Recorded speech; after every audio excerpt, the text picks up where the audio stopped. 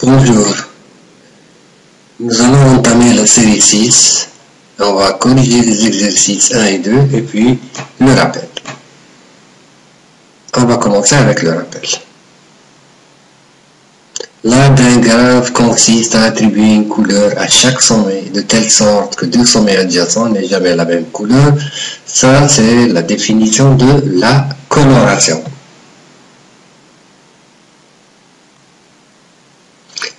Le nombre minimum de couleurs nécessaires à la coloration d'un graphe G est appelé nombre, et il est noté Xi de G. C'est le nombre chromatique.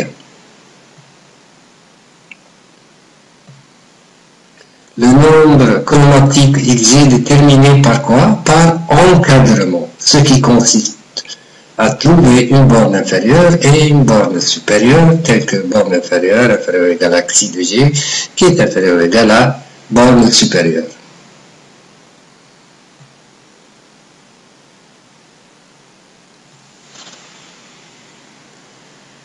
Là, pour la détermination de la borne inférieure. Le nombre chromatique d'un graphe est toujours égal ou supérieur à celui de chacun de ses sous-graphes.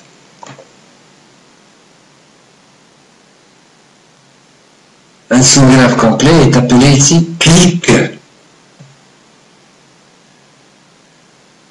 Le nombre chromatique d'une clique est égal à son ordre, c'est-à-dire au nombre de ses sommets.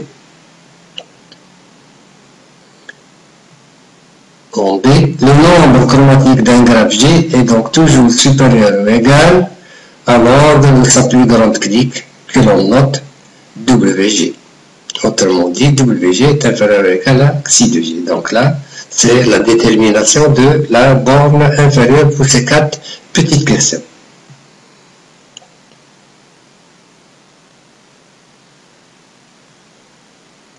Maintenant, c'est pour la détermination de la borne supérieure. Un sous-ensemble de sommets S d'un graphe G est appelé sous-ensemble stable s'il ne comprend que des sommets non adjacents 2 à 2. Les sommets d'un sous-ensemble stable peuvent être donc colorés en utilisant la même couleur. On sait, la coloration d'un graphe G avec la couleur est donc quoi? Une partition de l'ensemble des sommets de G en K sous-ensemble stable. La D. Si l'on arrive à partitionner les sommets d'un graphe G en K sous-ensemble stable, alors Xi de G est inférieur ou égal à K. En E. Soit alpha de G, la cardinalité du plus grand stable d'un graphe G, et N, l'ordre du graphe G. On peut conclure que Xi de G est inférieur ou égal à N plus 1 moins alpha de G. Et enfin la dernière, soit R, le plus grand stable, degré des sommets de G, on peut conclure que Xi de G est inférieur ou égal à N plus 1. On passe à l'exercice 1. On nous demande, en premier lieu, de déterminer et justifier le nombre chromatique d'un graphe complet d'ordre Kn. Il est clair que pour la borne supérieure, dans un Kn, tous les sommets sont de degré n-1. Et donc, dans ce cas, R, c'est égal à n-1. Maintenant, pour la borne inférieure. La plus grande clique d'un Kn, c'est lui-même. Donc, son ordre est n. Et donc, WKN, c'est égal à n. On prend l'encadrement et on insère les inconnus. On va avoir n pour WK, inférieur ou égal à Xi Kn, qui est inférieur ou égal à n moins 1 plus 1. C'est-à-dire que Xi de n est encadré par n en borne inférieure et 1 en borne supérieure.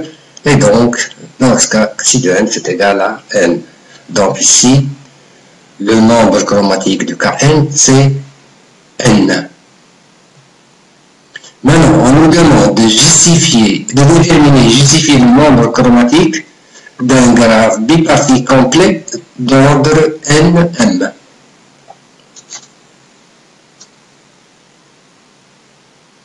Sa bande supérieure.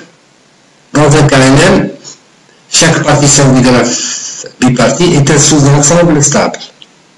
Donc, il est possible, dans ce cas, de colorer un KM avec simplement deux couleurs. Donc là, on a K égale à 2. Maintenant, pour la borne F, la plus grande clique d'un KNM, c'est quoi? C'est K2. Pourquoi? Parce que c'est un graphe bipartite et il ne peut pas contenir les K3, les K4, etc. Donc, l'ordre de K est de 2. Et dans ce cas, W de KNM est égal à 2. Et on devine donc l'encadrement qu'il va y avoir 2 inférieur à xi de KNM inférieur ou égal à 2, donc xi de KNM est égal à 2. Maintenant, on nous demande de déterminer et justifier le nombre chromatique de Cn. Dans un Cn, c'est quoi? Tous les sommets sont 2 degrés 2. Donc là, tout simplement, on a R égale à 2. Pour la borne F, la plus grande clique qu'on peut obtenir d'un Cn, c'est K2. Sauf dans le cas d'un C3 que l'on va discuter après. Donc WCN, c'est égal à 2. L'encadrement.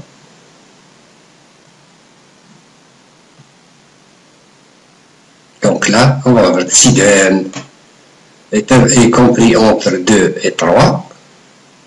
Et si n est pair, si n est pair, donc on va avoir si de n égale à 2. Et maintenant, s'il est impair, on va avoir égal à 3. Voilà pour l'exercice 2. On passe à l'exercice 2. Donc là, c'est une entreprise qui fabrique 6 sortes de produits chimiques différents, P1, P2, P3 jusqu'à P6, dont on doit assurer le transport. Ces produits sont en petite quantité, mais ne peuvent être tous classés dans le même wagon pour des raisons de sécurité, parce qu'il peut y avoir des explosions, par exemple. Et on nous donne, après, là où les produits ne peuvent pas être transportés ensemble.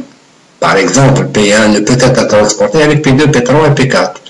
La dernière, P5, ne peut être transportée avec P2 ou P6. On nous demande de construire le graphe de cette situation. Comment on va le construire? On construit un graphe dont les sommets sont les produits PI. Et alors, c'est là où c'est important, on crée l'arête PI-PJ si le produit PI ne peut être transporté avec le produit PJ.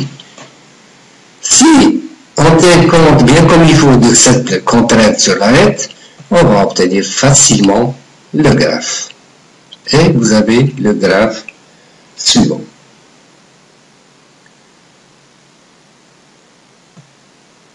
À la question 2, on nous demande de colorer graphiquement, colorer le graphe manuellement.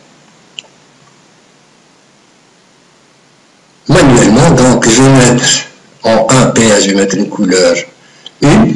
Le sommet P2, le sommet P3, P4 ne peuvent être colorés de la même manière que le 1. Donc je vais mettre simplement en P5 la couleur 1. Pourquoi? Parce qu'elle n'est pas adjacente avec le P1.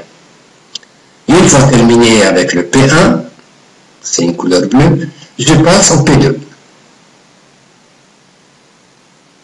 P2, il va être coloré avec un 2. Le P3 ne peut pas être avec une couleur 2. Le P5 c'est terminé, mais par contre le P6, si, on peut. On peut mettre la couleur 2. Et de même pour le P4. Pourquoi? Parce que il n'est pas adjacent à P2. Donc on a coloré les 1 et les 2, il nous reste maintenant le dernier sommet, c'est le P3. Et donc là, on va lui mettre une couleur 3. On nous demande de déterminer par encadrement le nombre chromatique. Je rappelle la formule. Mais avant ça, il faut voir sur le graphe que la plus grande clique de G est P1, P2, P3. Vous remarquez le triangle qu'il y a en haut. Et dans ce cas, pour l'encadrement, on a 3 qui est inférieur à xi de n qui est également inférieur à 3. 3, la couleur est 3 de la clique.